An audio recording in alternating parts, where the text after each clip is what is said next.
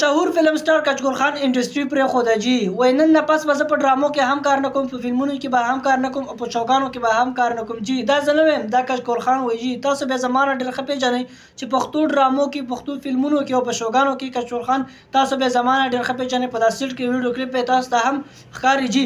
په قرآن مجید باندې لاس ایښی وایي چې نن نه پس به زه په ډرامو فلمونو کې کار نه کوم، یعنې دا د تبلیغ لاره به اختاروم جي.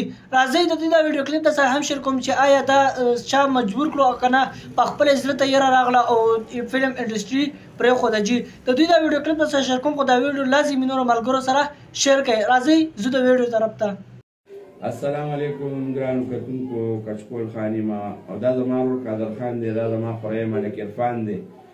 ملګرو 15 کاله مې تېر کړل په شوبز کې او چونکې بس دی هم پې خفه کېږي او بل زما مور دا هم خفه کېږي. هغه وایي چې ته به نور دا کار نه کې، نو به د دې د خفګان د خاطره زه په دې کلام پاک باندې لاس ایږدمه چې انشاءالله نن نه پس به زه شوبز نه کوم، نه شوګانې، نه فلمونه، نه ډرامې، هېڅ هم نه. او دې باره کې که ما سره کوم ملګري رابطه کوئ نو هغه هم مه کوئ، مثال خبره. باقي نور غم ښادي ژوندی مړی ژوندی دا د دنیا یو دستور دی، هغه سړی خپل بیا چې کوم طرف ته مصروفه شي هماغه طرف ته واوړي راوړي، هغه یو جدا خبرې دي. ملګرو تاسو دا ویډیو کلیپ وکتو د کچکول خان جي وایي چې نن نه پس به زه په ډرامو فلمونو کې کار نه کوم جي. آیا دا چا مجبوره کړو؟ نه، دا چا مجبوره کړی نه دی جي.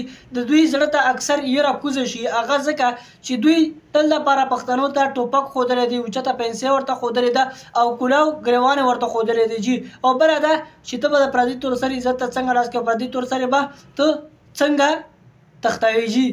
دا یې پښتنو له ښودلي دي. نو تاسو د دوی دا ویډیو کلیپ وکتو، آیا د دوی آخري انجام څه وي جي؟ لکه څنګه تاسو ګورئ جانداد چې هغه هم د فلمونو اکټرو د پښتو ډرامې به یې جوړولې، هغه اوس په دواړه خپو شل دی، یعنې معذوره دی.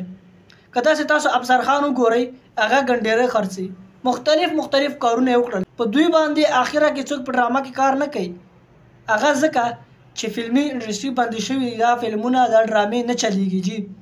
نو د دې وجې ډېر خلک داسې شي چې هغوی د فلم انډسټري نه انکار وکړي. د ځینې خلکو زړه ته یره کوزه شي چې یاره زه بس دی، دا څومره وخت زه په دا غلطه لار باندې روان یم، بس دی ما ته پاره ښه کول پکار دي. نور دغه تبلیغ دپاره یو کس رابلل، د هغې دپاره اوس اکټران راوتي په ډرامو کې کار کوي او هغه وایي چې یاره موږ هم یو مقام ته ځان رسولو جي. نه، ځکه چې غټو اکټرانو دا فلم انډسټري پرېښوه، ډرامې یې پرېښوي، فلمونه یې پرېښي دي او اوس د تبلیغ لار جاري. لکه څنګه تاسو شهسوار په پېژنئ، ماشاءالله ډېر یو ښایسته کار کوي، اوس په سوشل میډیا باندې ول ډرامې نه جوړوي. نو پلیز دا ویډیو لازمي شیر کړئ چې هر چېرته هم یې علم خوشحاله آباد لره. نوره کې مال اجازت تو له الله په امان.